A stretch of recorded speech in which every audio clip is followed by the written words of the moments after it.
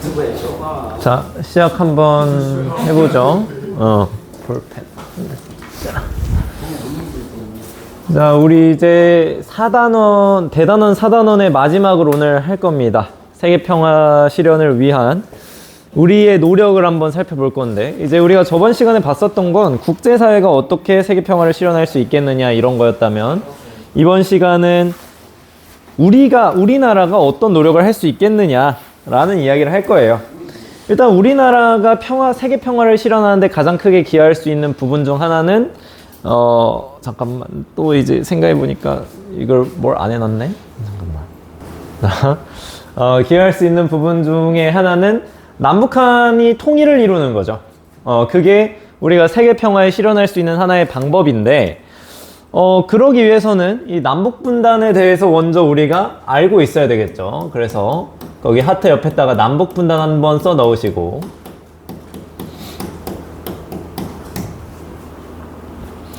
그래서 이 남북분단의 배경부터 우리가 알아야 이 남북분단을 해결하고 통일을 이루어내면서 세계평화에 기여할 수가 있겠지. 자, 그러면은 우리 남북이 분단된 배경에는 크게 국제적인 배경과 국내적인 배경이 있는데, 국제적인 배경을 좀 더 우리가 깊이 있게 확인을 해야 됩니다. 일단 첫 번째, 우리나라가 이렇게 분단된 국제적인 이유는 냉전 체제가 전 세계적으로 냉전 체제가 심화되었기 때문입니다. 그럼 냉전이라고 한번 들어봤나요? 냉전. 냉전. 냉전, 중국이랑 냉전? 중국은 아니고, 그러니까 방금 비슷하게 잘 말을 했어요. 이념 대립으로 인해서 전 세계가 둘로 쪼개진 이런 상태가 냉전 상태라는 거예요. 그러니까 뭐 구체적으로 이야기를 하면은 자본주의를 중심으로 한 그러니까 미국을 중심으로 한 자본주의 세력과 소련을 중심으로 한 공산주의 세력, 이 둘 간의 갈등과 대립, 이 이념 간의 갈등이 정말 첨예했던 시절이었는데, 그런 냉전 체제가 심화되는 게 우리의 첫 번째 원인입니다. 자, 이런 상황 속에서 두 번째, 한반도의 지정학적 특성이 또 이제 분단에 기여를 해요.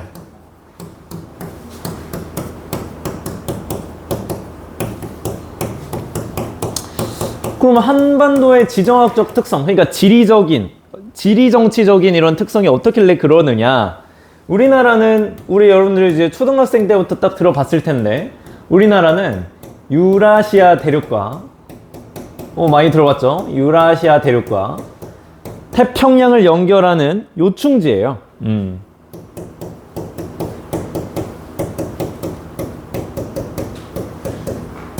그러니까 우리나라는 반도 국가이다 보니까 대륙으로도 뻗어나갈 수 있고 태평양으로도 뻗어나갈 수도 있는 거예요. 그러니까 이제 미국을 중심으로 한 해양 세력이 이제 한반도를 먹고 싶어 하고, 또 이제 바다로 나가고 싶어 하는 소련, 러시아 이쪽도 한반도를 장악하고 싶어 하게 된 거죠. 자, 그러니까 이 냉전 체제와 이 지정학적 특성이 같이 맞물리게 되면서 우리나라가 이제 분단이 이루어지게 되는 것이죠. 자, 여기서 이제 괄호 2번 국내적인 배경도 같이 가게 되는 거예요. 이제 민족 내부의 응집력이 부족해지면서 6.25 전쟁이 발생하게 되고, 결국에 우리나라의 남북 분단이 고착화가 되게 된 거죠. 자, 그러면 이런 식으로 배경을 살펴봤으니, 자, 그럼 우리가 어떤 과정을 거쳐서 남북 분단이 발생했는가를 한번 살펴보겠습니다. 첫 번째, 괄호 1번. 자, 여러분, 저기 연표가 써 있습니다. 1945년 8월 15일, 이거 무슨 사건이 이때 일어난 거지? 1945년 8월 15일. 그치. 광복절이죠, 그치? 이거는 여러분들 다 잘 기억을 해둬야 돼요. 이거 하나 던져줄까요, 이거? 근데 과자가 많은데? 자. 네. 광복이죠, 광복. 그래서, 이 광복, 일본이 전체주의적인 이런 세력으로 막 전 세계에 전쟁을 일으켰던 일본이 패망하고, 이제 우리나라가 이제 해방되는 그 역사적인 날이죠. 그래서 8월 15일 광복절 꼭 기억을 해두시고, 근데 이제 광복의 기쁨도 잠시, 이제 미국과 소련의 군사 정치가 시작됩니다. 38도선을 기준으로 해서 북쪽에는 소련군이 들어오고 남쪽에는 미국군이 들어오면서 군정이 실시가 돼요. 자, 이러면서 이제 바로 이번, 그럼 한반도의 지금 그 통치를 어떻게 하면 좋을까라고 하면서 모스크바에서 3국 외무장관 회의가 벌어지게 됩니다. 요즘 이렇게 목 상태가 별로 안 좋은지 모르겠지만, 모스크바 3국 외무장관 회의가 이루어지게 돼요. 그래서 이걸 통해서 한반도를 어떻게 통치하면 좋을 것인가, 한반도의 문제를 어떻게 해결하면 좋을 것인가, 이런 이야기를 하게 됐고, 여기서 말하는 이 3국은 일단 이 북쪽에는 소련이 들어오고 남쪽엔 미국이 들어왔기 때문에 미국, 소련 여기 들어가 있죠. 그리고 영국까지 해서 3국의 외무장관, 그러니까 이제 외교를 담당하는 이런 사람들이 모여서 회의를 했다라는 거예요. 근데 이 회의 결과, 동그라미 1번, 여기서 어떤 결정이 나타나게 되느냐, 한반도에 대한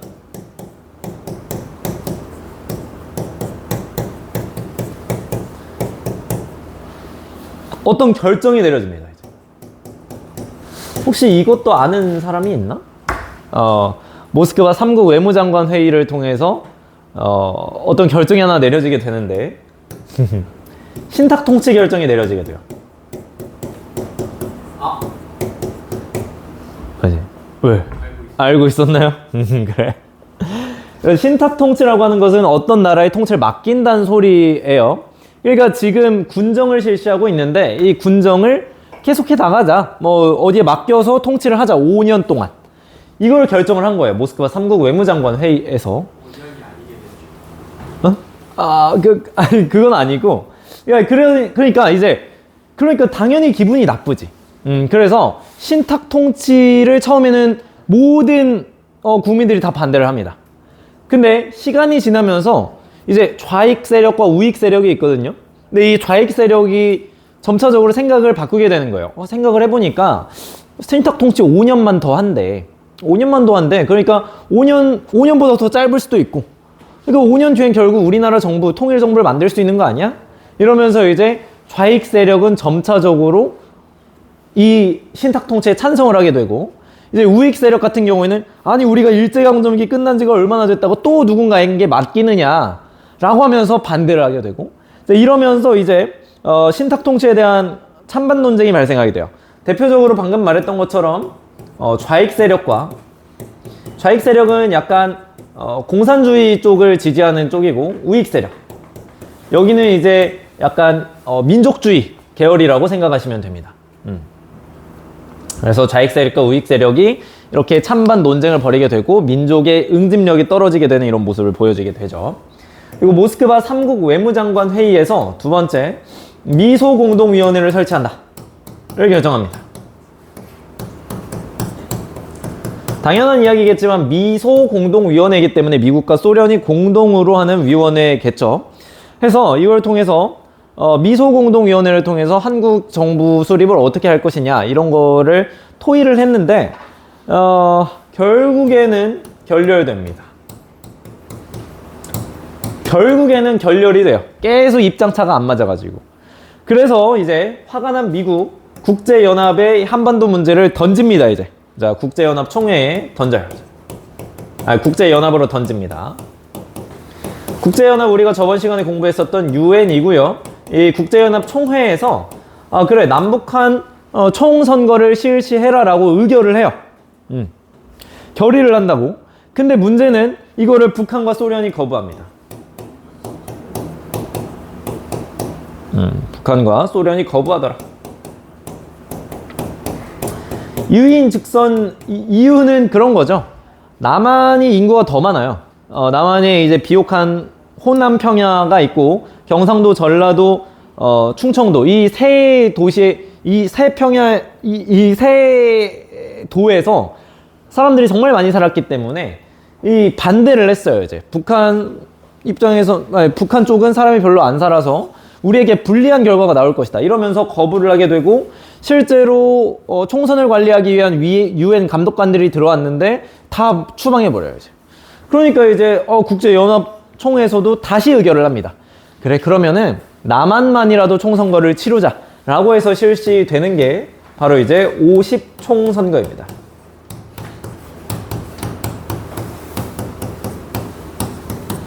50총선거, 그러니까 총선이란 말은 많이 들어봤지.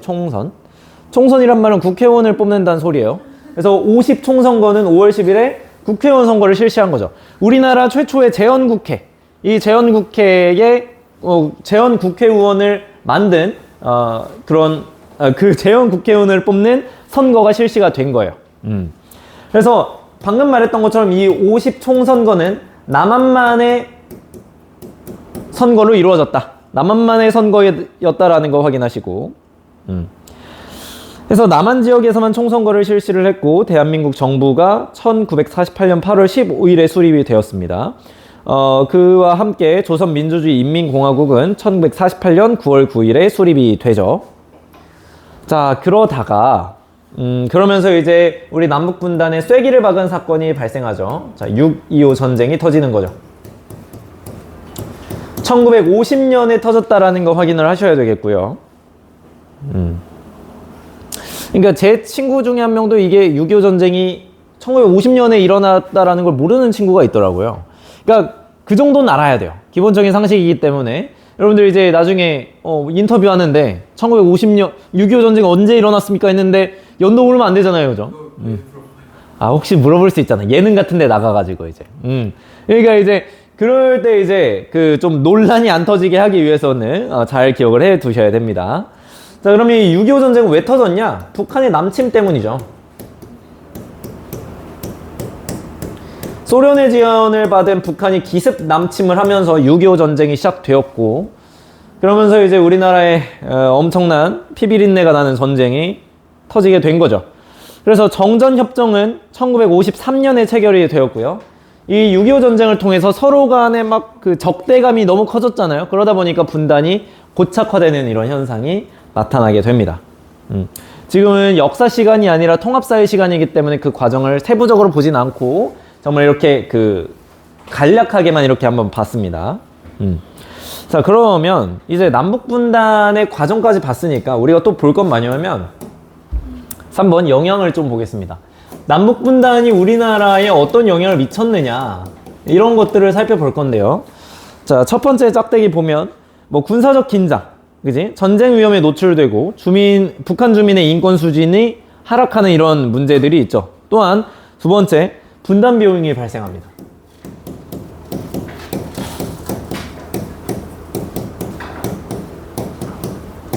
그러니까 우리나라가 이렇게 남북한이 분단됨으로 인해서 발생하는 분단 비용이 있고, 이 분단 비용이 발생한다라는 게 문제라는 거죠. 일단 이 분단 비용은 또 크게 두 가지가 있어요. 군사적으로 우리가 국방비 들어가잖아요, 이제. 그지? 이런 것들. 우리가 실제로 지출해야 되는 비용이 유형 비용이고요. 근데 그것뿐만 아니라 여러분들 이런 것도 있지. 전쟁의 공포, 또 이산가족들의 아픔, 또 고향을 잃은 사람들의 실향, 뭐 이런 것들 이제 실향민들의 어떤 이런 가슴 아픔, 뭐 이런 것들, 또 북한 주민들의 어떤 인권 침해, 이런 것들도 다 이제 비용 처리로 한다면 이런 것들을 우리가 무형 비용이라고 이야기를 하는 거죠. 형태는 없지만 비용이 발생하고 있는 거니까 결국에 이것도. 그렇기 때문에 우리는 통일을 위한 노력을 해야 된다라는 거예요. 통일을 위한 노력을 해야 되는데, 자, 그리고 그 괄호 1번 통일 시 이점이 있다. 전쟁 위협을 제거할 수 있고요. 북한 주민의 인권 문제를 개선할 수 있고, 우리 남북한이 통일되면 세계 평화 실현에 이바지할 수 있고, 그 뒤에 밑줄 한번 쳐보죠. 아시안 하이웨이가 연결될 수 있습니다. 우리나라에서 기차 타고 유럽을 갈 수가 있고요. 우리나라에서 고속도로를 타고 유럽을 갈 수가 있어요. 그래서 아시안 하이웨이가 연결될 수 있다라는 겁니다. 그런 이야기고. 자, 그래서 우리가 실제로 통일을 위해서 다양한 노력을 했는데, 그러기 위해서 어떤 노력을 했냐면, 일단 남북한 간의 교류 협력을 지속적으로 추진을 했어요. 뭐 대표적으로 이런 거 있지. 이산가족 상봉.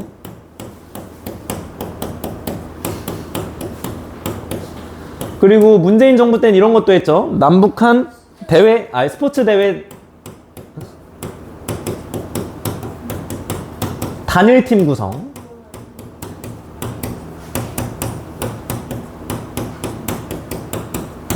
이렇게 다양한 노력들을 했습니다.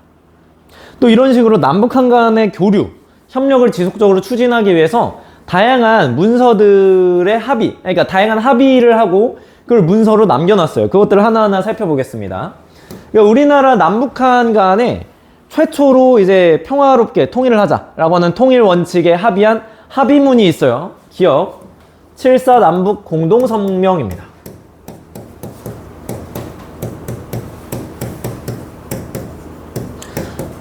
이제 우리 남북한이 이제 이렇게 으르렁대기만 하다가 대화를 하게 되고 그러면서 평화적으로 통일을 하자라고 하는 통일 원칙에 합의를 하는 것이 의미가 있는 것이죠. 그래서 그 통일 원칙이 크게 세 가지입니다. 자주적으로 하자. 외세를 끌어들이지 말자. 그리고 평화롭게 하자. 우리 민족이 그리고 대단결하자. 그래서 자주, 평화, 민족 대단결을 원칙으로 하는 평화통일 원칙, 통일의 원칙에 합의를 합니다. 자, 그리고 두 번째, 1991년에 냉전이 해체되어 이거에 발맞춰서 남북 기본 합의서를 채택합니다.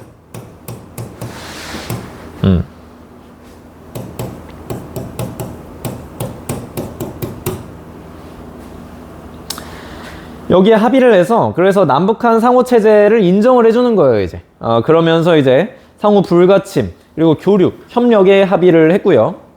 그리고 우리 예시문에 나왔던 거 한번 보면 디귿 제1차 남북 정상회담을 맺습니다. 남북 정상회담. 이 김대중 정부 때 이루어지죠. 2000년대에 들어서서 남북 정상회담이 최초로 이루어지게 되고 이러면서 이제 이 제1차 남북 정상회담에서 6.15 공동선언을 하게 되는 거죠. 남북 공동선언.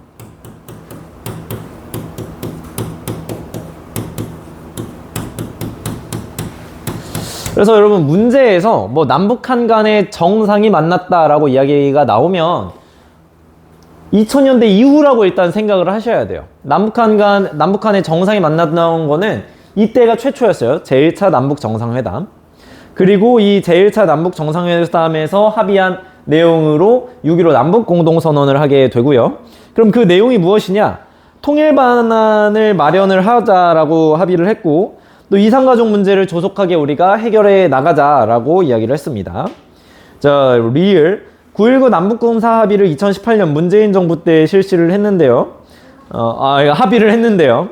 뭐 대치지대에서의 적대 행위를 중지하고 비무장지대 평화지대화 등에 합의를 하죠. 그래서 실제로 우리 그 GP를 철수하기도 하고 다양한 초소들 폭파시키고 이랬었죠. 예, 뭐 개인적인 생각으로는 그런 걸 하면서 우리나라의 안보가 위험해졌죠. 정말 무슨 짓을 한 건지 모르겠는 그런 합의문이었습니다. 그럼 세 번째,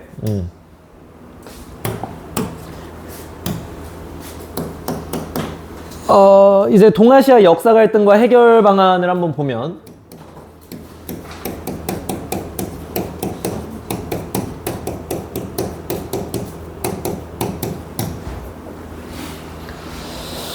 우리가 이제 우리나라의 남북 분단 이런 것들을 해결해 나가면 세계 평화를 실현할 수 있다라는 거예요. 그럼 뒷장 넘기면 됩니다. 6페이지.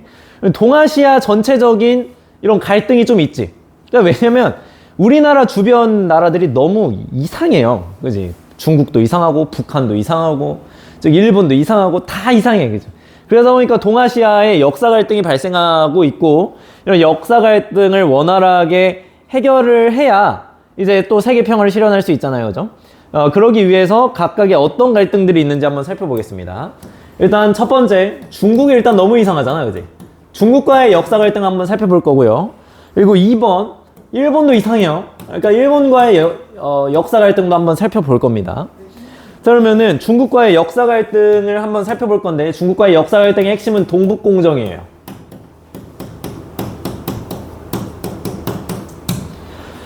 자, 동북공정. 그러니까 우리나라 한반도 북쪽 지역이 중국의 동북삼성이라는 지역이에요. 동북삼성. 이 지역의 역사가 자기네 나라의 역사다라고 우기는 게 동북공정입니다. 그래서 거기 괄호 2번에 밑줄 한번 칠 겁니다. 괄호 2번 내용. 거기 밑줄 한번 쳐보세요. 고조선, 부여, 고구려, 발해의 역사가 고대 중국의 지방사라고 주장합니다. 고구려의 역사, 고조선의 역사가 자기 거라고 우겨요. 다 지 거래 그냥. 마음에 안 드는 놈들이죠, 이제. 이제 중국 놈들은 혹시 여기 중국이랑 친분 있는 친구 없지? 그지? 내가 괜히 이렇게 욕하다가 이제 내가 좀 거시기 할까봐 이제. 어쨌든 이제 다 지들 거라 하니까 이렇게 역사 갈등이 발생을 하게 되는 거죠. 뭐 이런 문제가 있다라는 것이고. 자, 일본도 문제예요, 일본도. 자, 일본 놈들도 이제 괄호 1번 역사 교과서 왜곡하죠.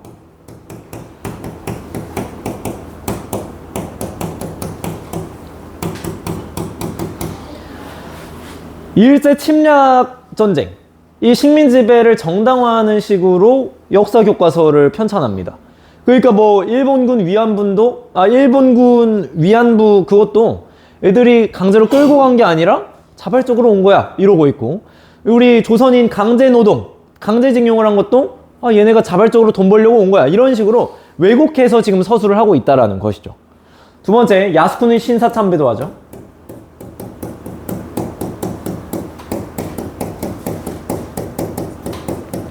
자, 야스쿠니 신사참배. 그러니까 야스쿠니 신사에는 어떤 애들이 모셔져 있냐면 왕족을 위해서 희생한 사람들의 위패가 모셔져 있어요.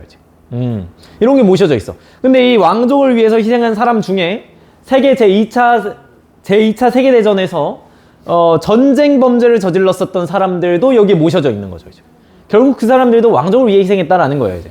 그러다 보니까 여기에 이제 전쟁 범죄들을 모신 신사에 일본 정치인들이 가서 참배를 해요. 그러니까 그게 이제 그 일본으로부터 침략의 역사가 있었던 한국이나 중국은 이게 곱게 보이지가 않지 이제. 이거 곱게 보이지가 않습니다 이제. 그러다 보니까 이게 이렇게 막 문제가 되는 거고요. 자, 세 번째, 시험 문제에서 나올 만한 게는 이 친구예요 이제. 독도 영유권 주장.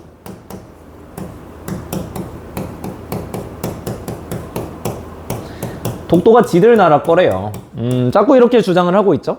해서 자꾸 여긴 명백하게 한국의 땅이에요. 한국의 땅인데 분쟁 지역인 것처럼 이게 여론을 조성하려고 하고 있어요. 국제 여론을. 그러니까 우리는 당연히 우리 땅이기 때문에 조용해지길 바라야 되고요. 일본은 이거는 분쟁 지역이야 라고 하면서 시끄러워지기를 자꾸 바라고 있는 거예요. 지금. 그러니까 우리나라는 일본의 이런 거에 무대응을 하는 게 답입니다. 사실은. 그래야 이제 이게 분쟁 지역화가 되지 않고 명확히 우리의 영토라는 것이 인식이 되게 되는 거예요. 자, 그러면 우리가 우리의 영토라는 걸 알기 위해서는 그 근거를 여러분들이 공부를 해야 되겠죠. 근데 우리 뭐 세종실록 지리지 뭐 이런 것들은 우리나라에서 만든 거니까 다들 알잖아요. 우린 오늘 빨간색으로 쓸 건 뭐냐면 일본이 독도는 지들 거가 아니라고 주장했던 것들을 지금 여기서 빨간색으로 쓸 겁니다. 자, 여기 이제 태종관지령.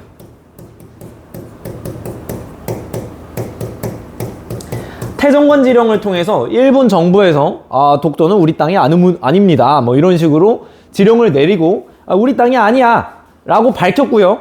그리고 이 태종관지령에 그러니까 이런 지령을 내린 거예요. 독도는 우리의 땅이 아니니 간섭하지 말거라 이러면서. 그리고 이 태종관지령에 기죽도 약도라는 지도도 같이 포함됩니다. 실제로 이 기죽도 약도에는 독도가 자기네 땅이 아니라고 표시가 되어 있어요. 이제. 결국 이 태종관지령과 기죽도 약도는 일본이 제작한 우리나라의 땅이라고 증명이 되는 그런 자료인 거지. 얘네들은 이제. 그리고 이런 자료가 하나 더 있습니다. 삼국 접양지도.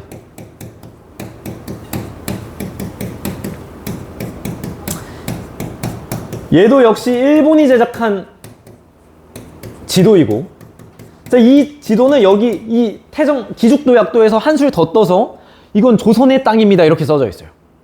그리고 그 독도를 둘러싼 동해 역시도 조선해라고 표기를 해놓습니다.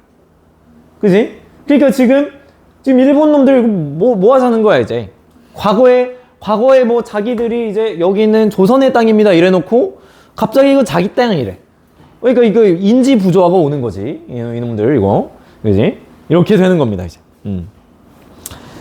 자, 그리고 이제 뭐 세 번째 짝대기는 우리나라의 어떤 기록들이에요. 세종실록 지리지, 신중 동국 여지승람, 팔도 총도 등의 독도가 표시가 되어 있고 독도가 명확히 우리 땅이라는 증거가 되는 것이죠. 자, 그리고 세 번째 해양 영토 분쟁이 발생하고 있습니다. 네, 이런 식으로 해양 영토 분쟁이 동아시아에서 많이 발생하고 있는데 그 이유는 해양 자원이 많이 중요해졌기 때문이에요.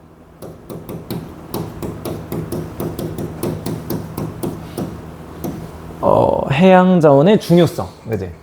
이거 충이 아니라 중요성이에요. 의 중요성. 해양 자원의 중요성이 커졌기 때문에 이런 분쟁이 발생을 하고 있는 거지.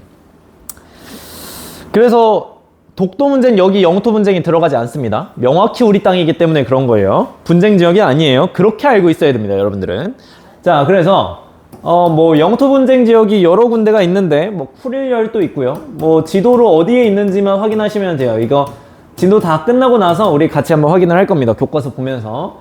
일본과 러시아가 싸우는 지역이고요. 자, 그리고 이제 센카쿠 열도. 중국명으로는 이제 갸오위디아오라고 하는데, 그래서 들어보면 알겠지만 일본 중국이 싸우는 지역이고 여기 대만까지 끼어 들어가고 있습니다. 자, 괄호 3번 여기서부터 그냥 쭉 읽을게요. 이제 괄호 3번 시사군도, 중국과 베트남, 난사군도, 뭐 이런 다양한 국가들이 여기에는 껴 있습니다. 이렇게 확인하시면 되겠고요. 자, 이런 식으로 동아시아에 이런 갈등이 발생하니까 교과서적으로 우리 해결을 위해서 어떻게 노력할 수 있을까요?